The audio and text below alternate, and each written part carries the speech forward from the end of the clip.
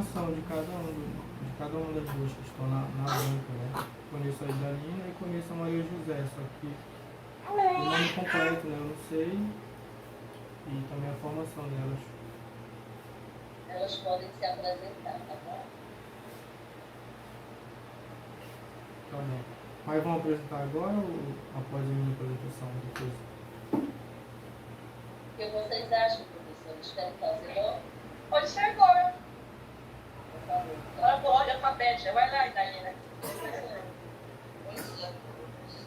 Bom dia. Bom dia, Juliano, que hoje está concluindo mais uma etapa. Eu sou Idalina, sou secretária da Faculdade de Educação do Campo, já me conhece, né? Mas eu sou também formada em letras, tá? Tenho especialização, mestrado e agora doutorado em literatura, tá? A minha área é em letras e a minha especialização sempre foi na área de literatura brasileira, literatura paraense, tá? Bom dia, Sara. Bom dia a todos. Em primeiro lugar, eu agradeço a Deus por essa oportunidade. Estão me ouvindo? Sim. Mas ouvir? Por essa oportunidade, agradecer a professora Socorro, agradecer a Juliano por este convite. Dizer que estou muito feliz por esse momento, né? É a primeira vez que eu participo, né? E eu sou grata a todos vocês. Eu sou a professora Maria José, professora da Educação Básica aqui do município de Baião, também Cametá. Sou formada em Pedagogia e Letras, tenho especialização em língua portuguesa, em gestão escolar e também estou fazendo a especialização em prática pedagógica e educação do campo, né? Fiz uma feira etapa, logo em janeiro, e sou mestre em educação e cultura pela PGDU, da Universidade Federal do Pará, campus Cametá. Vocês apresentadas, quero dizer a todos que estão aí, os familiares do Juliano, né, que sejam todos e todas bem-vindos, né, a esse público. A defesa é um momento público, pode entrar e participar quantas pessoas gostarem ou quiserem participar, certo? Então, vocês fiquem à vontade, só podemos ter voz, né, Juliano? Deve ter colocado isso para vocês. Então, aqui é só ele mesmo e a família que podem estar conversando aqui. Mas a gente agradece, né, a presença de todos vocês. Talvez no final a gente evita que a mãe interfale alguma coisa. Tá bom? Então, quebrando o protocolo. Então, Juliano, meu querido, você tem 15 a 20 minutos, tá? Para fazer a sua exposição do seu texto aqui para a banca, tá? E nós estamos contando, são 11h14, tá? Então, a partir desse momento, você se coordene aí para desenvolver a sua exposição nesse tempo que eu dá.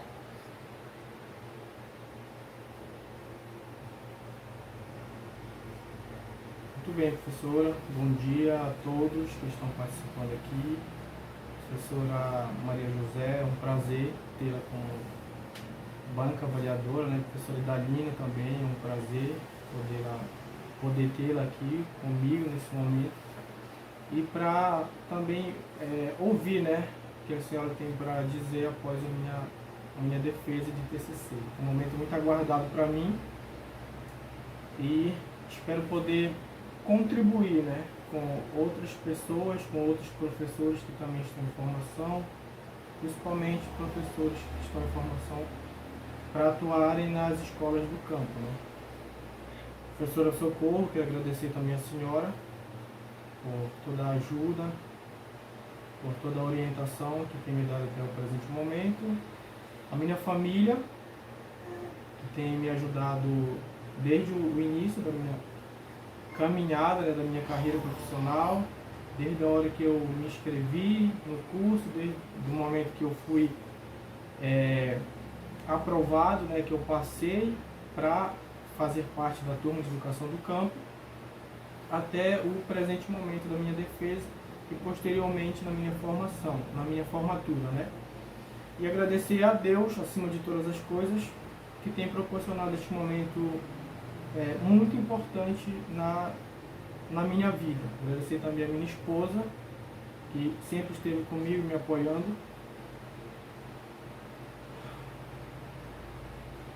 E aqui eu já me emociono, porque ela que me apoiava, muitas vezes eu dizia para ela que eu não ia mais continuar, e ela dizia que eu tinha que continuar, que eu poderia continuar e que eu ia terminar de fazer a faculdade.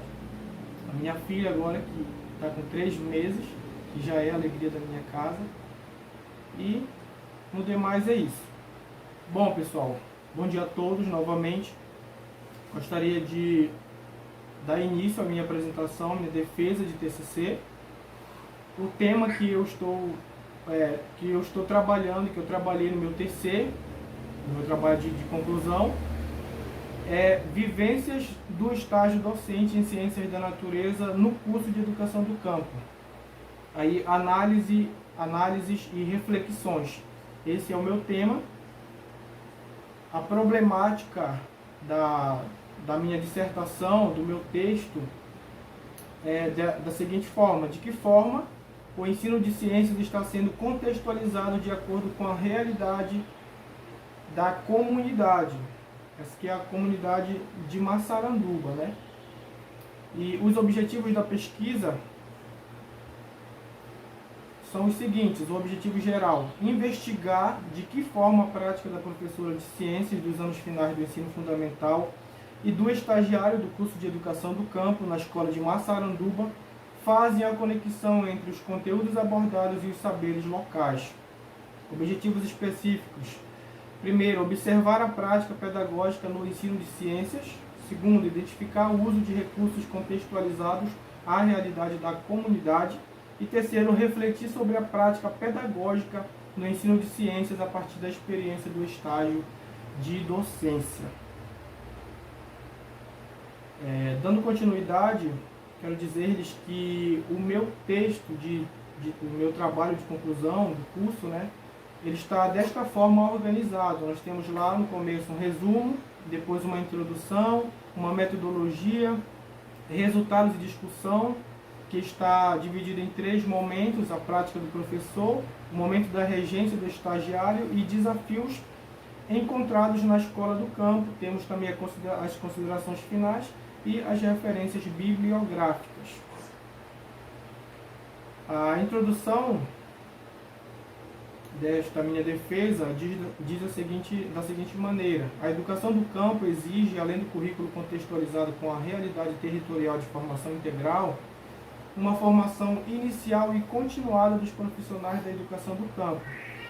Segundo Baraúna, a formação do professor deve ter uma trajetória construída a partir de interesses do contexto sociopolítico, das exigências colocadas pela realidade social, das finalidades da educação, do lugar que a educação ocupa nas políticas governamentais e das lutas travadas pela categoria e sociedade.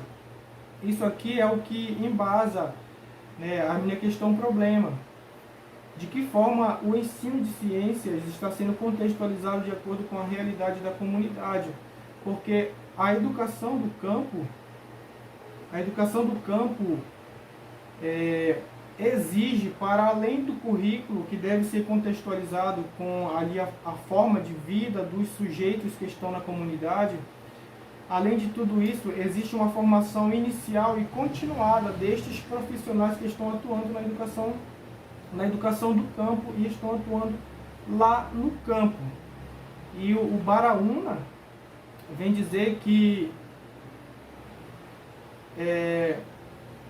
a formação do professor deve ter uma trajetória construída a partir de interesses do contexto sociopolítico, das exigências colocadas pela realidade social. Isto é, o professor formado para atuar na escola do campo, ele deve ser formado no intuito de valorizar aquela realidade, de valorizar a cultura que está ali naquela comunidade, né? O professor deve ser formado, deve ter uma formação que faça com que ele valorize de fato os sujeitos daquela comunidade, as tradições daquela comunidade, as culturas daquela comunidade, né, a forma de vida, a forma de fazer, a forma de trabalhar.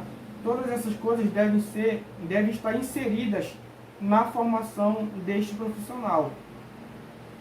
E a metodologia da pesquisa está dita desta forma: para que a pesquisa pudesse ser realizada, a metodologia utilizada foi de cunho bibliográfico, com uma abordagem qualitativa do tipo exploratória. Porque para Gil, a pesquisa bibliográfica é desenvolvida com base em material já elaborado, constituído principalmente de livros e artigos científicos. Justamente foi por isso que eu escolhi, né, essa pesquisa, porque ela me dá mais recursos para eu poder analisar, para eu poder refletir sobre a prática pedagógica, sobre o estágio, sobre a docência, entre outras coisas. E o Gil vai dizer que a principal vantagem da pesquisa bibliográfica reside no fato de permitir ao investigador a cobertura de uma gama de fenômenos muito mais ampla do que aquela que poderia pesquisar diretamente. O que Gil está querendo dizer? É que na pesquisa bibliográfica nós já temos ali um compêndio de livros, de artigos, de periódicos que já estão publicados, que já foram feitos, que os seus autores já fizeram a pesquisa, e aí nós não precisamos mais ir diretamente fazer as pesquisas para poder juntar ali, acumular todo o resultado para então utilizar, porque nós já temos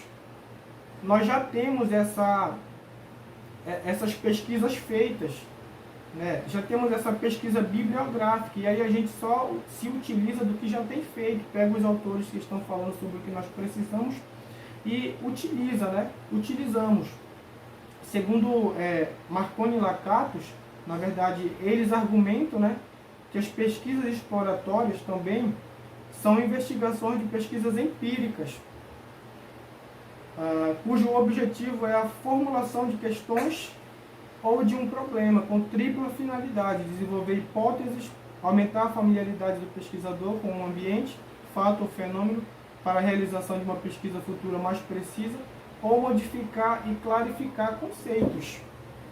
E Vieira diz que a pesquisa qualitativa requer enxergar de forma mais detalhada e investigativa as circunstâncias e o lugar em que a pesquisa está sendo realizada, além do contato entre o observador e o assunto pesquisado. Então, na pesquisa qualitativa também, a gente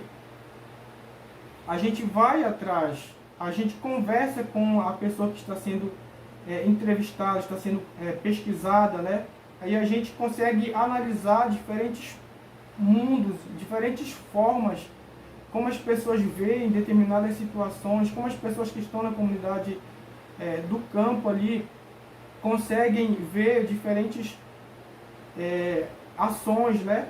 E a gente consegue entender melhor. Fazendo uma pesquisa qualitativa, a gente consegue, como é que eu posso dizer, a gente consegue mais dados a partir do que a gente vê também, né? A partir do que a gente observa, que em determinado momento a gente olha para a pessoa que está respondendo alguma pergunta na entrevista ali, a gente percebe que aquela pessoa pode estar inquieta, que aquela pessoa pode estar tentando esconder alguma coisa, e aí a gente começa a olhar para isso e começa a entender algumas coisas, além do que a gente poderia entender com, por exemplo, uma pesquisa quantitativa, onde nós só íamos pegar alguns dados ali e pronto, e acabou, é algo fechado. Na pesquisa qualitativa, a gente vai muito além disso. E o locus da pesquisa é a Escola Polo da comunidade de Massaranduba. Esta imagem foi eu mesmo que tirei no ano de 2023, quando fiz o meu estágio.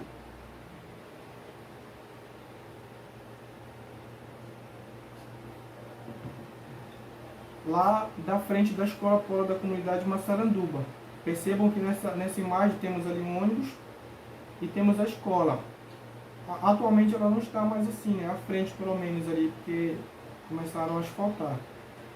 Mas essa imagem fui eu mesmo que tirei, a escola da comunidade de Massaranduba, que comporta vários alunos que são da comunidade, que também vêm de comunidades vizinhas, como Flechal, Saizal, Angelim, Baixo Seco, né? Principalmente pelo turno da tarde. Bom, avançando para os resultados de discussão, no primeiro lugar nós temos aqui a prática da professora. E no tempo em que este estágio foi realizado, a escola não tinha disponível livro didático de ciências. E por esse motivo a professora criava as suas apostilas e distribuía para os alunos, sendo esse um dos principais recursos utilizados para a abordagem dos conteúdos. No ano que nós fizemos, né, até o final do nosso estágio ali, eu falo nosso porque fui eu e mais dois colegas que fizemos o estágio, fizemos juntos na mesma escola. A professora não dispunha, a escola não dispunha de livro didático de ciências. Então a professora mesmo pegava ali o material que ela tinha, imprimia e distribuía aos seus alunos. E também muitas vezes não era remunerada para fazer isso. Tirava do seu próprio dinheiro, alguns alunos ajudavam e ela conseguia ali fazer as suas apostilas e entregar para os alunos. Essa professora afirma, que o livro ajuda muito, porque se vocês observarem na fala dela, se vocês observarem, as imagens são muito importantes na disciplina de ciências. Por exemplo, às vezes a gente faz um desenho de uma célula, mas é diferente de você ver a imagem propriamente dita. O aluno vai identificar melhor, vai ver as diferenças. Essa professora afirma. Então a gente percebe que o livro didático ele ajuda em muito quando tem disponível na escola. E nós, observando ali a professora, vimos que ao abordar o tema mudanças físicas da matéria, essa professora ela traz ali na sua explicação o processo que é realizado na produção da farinha de mandioca. E ela contextualiza o assunto mudanças físicas da matéria com o que os alunos vivem em suas realidades. Né? A professora ela pega um assunto ali que vem no PNE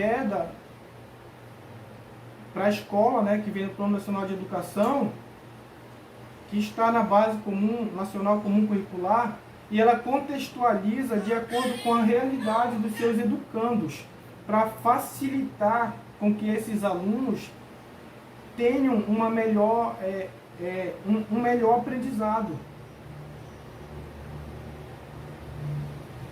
Fazendo relações com aspectos que fazem parte da cultura da comunidade de Massaranduba e do Pará de maneira geral, que é a produção e o consumo da farinha. Qual dos alunos daquela professora que não entende sobre o processo da farinha, sobre como arrancar a mandioca, raspar a mandioca, moer a mandioca, depois espremer ela, depois peneirar, depois fazer a farinha? Qual dos alunos da professora ali naquela comunidade de Massaranduba especificamente que não entende sobre esse processo? Então, ela traz esse assunto de mudanças físicas da matéria e contextualiza com os estudantes, com a maneira de os estudantes entenderem. Traz ali sobre o processo de farinha e ela junta, e ela consegue explicar melhor aos seus educandos. E para a professora não há dificuldades em relacionar os temas das aulas com os saberes dos estudantes. Inclusive, ela fala, devido à área ser zona rural, ela diz, tem muitos assuntos e conteúdos que a gente pode levar para a realidade do aluno, como questão de solo. Trabalhamos muito sobre a água, que são elementos que estão inseridos na nossa realidade. Então ela sabe o que os alunos vivenciam, porque ela está ali. Embora ela não seja de lá, mas ela passa maior parte do tempo dela na comunidade, ela sabe. E ela também é de comunidade. Ela sabe também o que os alunos vivenciam no seu cotidiano. E para ela, ensinar no campo significa entender que a educação é para a transformação na vida da comunidade. E nesse sentido, Molina e Raj, 2015, enfatizam a importância de que os educadores do campo sejam considerados agentes ativos na transformação e construção de uma sociedade cidadã, bem como na luta por uma educação contextualizada, que considere as realidades e necessidades dos povos do campo. Então, o professor do campo ele não deve ser um professor que dissocia os assuntos. Pelo contrário, ele deve ser alguém que pegue os assuntos que vêm para ele, ali no PPP, do projeto político-pedagógico daquela escola, né, e do PNE também, e contextualiza de acordo com a realidade dos sujeitos do campo. E aqui nós temos, já partindo quase para a conclusão, o momento da regência do estagiário. Primeiro nós planejamos a aula, sob a orientação da professora. E, professora, eu acho que eu já me perdi aqui no tempo. A senhora pode também intervir aí. Menos de 4 minutos. Certo. Então, a partir de agora eu vou mais ler, porque eu coloquei muita informação no meu texto, né? Para eu ter mais, ganhar mais poder de síntese. Então, o momento da regência do estagiário, nós ali do nosso estágio, né, nós planejamos as nossas aulas sob a orientação da professora, para Moreto planejar e organizar ações. Então, um professor que não planeja sua aula, ele não dá uma boa aula, consequentemente seu aluno não aprende bem. E nós temos a primeira regência, que foi no 7º ano, onde nós ministramos ecologia, ministramos espécie, comunidade, cadeia alimentar, usamos ali alguns exemplos do território. No final da aula nós passamos ali uma espécie de prova para eles resolverem. Depois fizemos uma brincadeira, nem todos brincaram, né? Mas fizemos a brincadeira ali, uma espécie de jogo, para que a gente pudesse verificar se de fato eles haviam aprendido o conteúdo que foi ali ministrado, né? De acordo com Molina e Sá, a educação do campo busca respeitar as especificidades culturais, sociais e econômicas das populações campesinas, indo além da simples transposição de modelos educacionais urbanos. E dentro desse viés é que foi pensado e planejado o fazer pedagógico. Aí nós temos a regência no 8º ano. Esses foram os 2 anos que nós escolhemos para estagiar, o 7º e 8º anos do ensino fundamental maior. O tema abordado no 8º ano foi o fruto e a semente. Levamos para a sala de aula ali algumas frutas e levamos pseudofrutos também. Depois nós fomos mostrando ali a diferença do fruto para a semente, né? Cortamos o abacate, fizemos toda na frente dos alunos para eles poderem identificar, e fomos ensinando aos poucos sobre a diferença do fruto para a semente. E aí eu trago aqui no meu texto, inclusive eu coloquei boa parte do texto da professora Maria José, que é minha vizinha ali na comunidade do Flechal, né? Eu moro numa Saranduba e ela mora no Flechal. Onde ela diz sobre trazer para a sala de aula diferentes aspectos da vida do campo, como a relação com a terra, a cultura campesina e as práticas agrícolas, evidenciou que a praxis educativa vai muito além dos conteúdos fragmentados, né? A professora Maria José, ela reforça a ideia de nós trazermos para a sala de aula os aspectos da vida cotidiana dos sujeitos do campo, né? Muitas vezes a gente traz para a sala de aula um conteúdo fragmentado, só ciências, mas e a matemática? E a história? E a geografia? Onde ficam isso? Esses são aspectos também que o aluno do campo vivencia no seu cotidiano. E aí os desafios encontrados na escola do campo foram muitos, né? Nós temos aqui o transporte escolar. Nós vemos que o transporte escolar é algo que é uma obrigação que o Estado tem para que o aluno tenha direito à permanência na escola e também tenha direito à educação, né?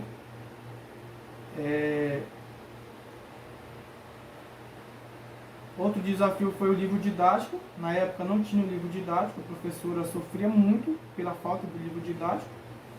E segundo Xavier, Toledo e Cardoso, o livro didático se configura não apenas como instrumento de justiça social para o estudante, mas também para subsidiar o professor na prática pedagógica em sala de aula. Então o livro didático não serve só para o aluno, serve para o professor também ter mais, como é que eu posso dizer, ter mais segurança, né, na hora de ministrar as suas aulas. E a professora, ela acabava por isso ministrando as suas aulas com as apostilas. Também outro desafio foi a formação e valorização dos professores. A professora é formada em biologia, é a área específica dela, mas aí ela se esforça para dar todos esses ensinamentos, né, de química, biologia, física, ciências em geral. Aqui eu trazia uma fala, né, uma crítica também em relação aos professores que não têm formação para atuar nas escolas do campo, especificamente nas aulas de ciências. Outro desafio foi a desvalorização social da escola do campo. Para muitas pessoas, a escola, por ser do campo, não deve ser valorizada e os seus sujeitos também não devem ser sujeitos valorizados. Mas para Caldarte, Uma escola do campo não é, afinal, um tipo diferente de escola, mas sim é a escola reconhecendo e ajudando a fortalecer os povos do campo como sujeitos sociais, que também podem ajudar no processo de humanização do conjunto da sociedade, com suas lutas, sua história, seu trabalho, seus saberes, sua cultura e seu jeito. A escola do campo tem ali os seus alunos, seus educandos, que tem uma forma de ver o mundo e que não são menos, que não são inferiores aos alunos que são de escolas urbanas, né? E por fim, aqui para concluir já a minha defesa, né? Eu vou só ler essa conclusão aqui para já concluir. Conclui-se que os objetivos da pesquisa foram alcançados, contudo ainda são necessários avanços para garantir a educação de qualidade na escola do campo, especialmente no ensino de ciências. Para isso é essencial adotar estratégias didáticas que promovam uma educação inclusiva e equitativa, alinhado às realidades das comunidades tradicionais. Este trabalho busca, assim, ampliar os debates sobre as práticas pedagógicas do ensino de ciências no contexto da educação do campo em Baião, Pará. E aqui nós temos as referências bibliográficas, que foram muitas referências que eu utilizei no meu texto. E eu encerro agradecendo a todos que participaram deste momento comigo. E é isso, professora. Certo, Juliano, muito obrigada pela sua exposição. Agora eu passo a palavra para a Bárbara. O que vocês duas querem iniciar? Dalina ou Maria José? Inicia lá, Dalina. Eu concluo. Tá. Eu vou começar. Eu vou começar, mas eu vou precisar levantar, porque eu estou esperando aqui, está chegando a aula, tá? Então eu vou interromper. Mas vamos lá. Gostaria primeiramente de agradecer o convite da professora. Eu adoro ser convidada principalmente para as defesas dos alunos da educação do campo, porque é uma oportunidade que a gente tem de ver a escrita também, né, de ter acesso a essa escrita, vocês estão me ouvindo? E uma oportunidade que a gente tem de conhecer de uma outra forma os alunos que a gente só conhece muitas vezes da faculdade, das orientações acadêmicas, dos problemas acadêmicos que a gente percorre durante os 4 anos. Então, agradecer aqui a professora pelo convite, parabenizar o Juliano e a professora Socorro também pelo trabalho, pela apresentação. Eu acho que a tua apresentação, Juliano, ela foi feliz no sentido de trazer também para a gente algumas lacunas que o trabalho de repente possam ter deixado. Então, às vezes, essa apresentação ela é muito boa quando ela traz algo a mais que a gente não consegue ver na escrita, no resultado da escrita. Parabenizar aqui a família dele, eu acho que isso é muito importante, né? Isso que você coloca, esse apoio que você coloca aqui da família, e já nos traz uma responsabilidade, né? Porque quando a família está presente, a gente como avaliador, a gente tem que se ponderar. Eu tenho uma lembrança da minha sogra. Minha sogra ela sempre acompanha meu marido quando ele vai para as apresentações.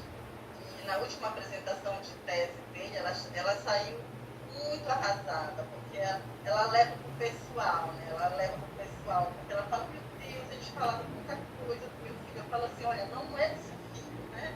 É do trabalho, não tem nada a ver. Então, nos traz uma responsabilidade. Então, eu vou falar aqui, pelo amor de Deus, eu estou falando do trabalho dele, tá? Não estou falando da pessoa dele. Mas é muito bom, né, essa participação da família, porque é nesse momento também que a gente enxerga a importância da família em todo esse processo, né? Então, quantas pessoas estão ali por trás, né, de uma pessoa que chega hoje para defender o seu trabalho final. Então, isso é muito importante. E aí eu vou falar um pouco do trabalho, né? Eu acho que eu vou pontuar aqui algumas questões que eu achei de positivo do teu trabalho e algumas questões que eu considero que precisam um pouco melhorar. De antemão, eu já gostaria de te dizer, Juliano, que o teu trabalho já está pronto, né? Já está pronto o teu trabalho, você já traz aqui os resultados do teu trabalho. E o que precisa mesmo é alguns ajustes, né, que a gente precisa melhorar para a versão final. trabalho, eu considero que o trabalho ele traz um tema relevante, né? E um tema que está dentro do que o curso discute. Então, isso é muito importante quando você chega e você tem a oportunidade, né, de escolher o seu trabalho final. E essa escolha do tema do trabalho final, ele tem a ver com a sua formação. Né? Você não foi buscar um outro tema que você achava interessante, ou um outro tema que não tinha nada a ver com o curso. Né? Você olhou para o seu percurso formativo, viu lá nesse seu percurso formativo que foi importante, que de repente te impactou, né? Porque de repente isso pode ser residual, que na sua experiência formativa te chamou a atenção, que você escolheu para trabalhar no seu trabalho, no seu TC. Então, é muito interessante trazer um tema que fez parte da sua trajetória e um tema que tem tudo a ver com o nosso curso de educação do campo. Então, o tema, essa relevância do tema tem muito a ver com o curso, com o seu percurso formativo. Então, isso a gente pode elencar como um ponto positivo. Um outro ponto positivo também é a integração teórica e prática, né, que você coloca aí nessa sua apresentação. Então, o curso ele vai fazer a todo momento esse trânsito entre o que é teoria e o que é prática, né? O tempo comunidade, o tempo universidade. Você traz para nós um trabalho que reflete sobre isso. Reflete sobre a sua experiência, né, a sua observação, análise de reflexões da sua vivência no estágio, que foi algo prático, com tudo aquilo que você discutiu durante o percurso formativo. Né? Então, essa integração da teoria e da prática, ela foi também algo, ela é também pontuada por mim como algo positivo. Uma outra questão positiva é a fundamentação teórica, né?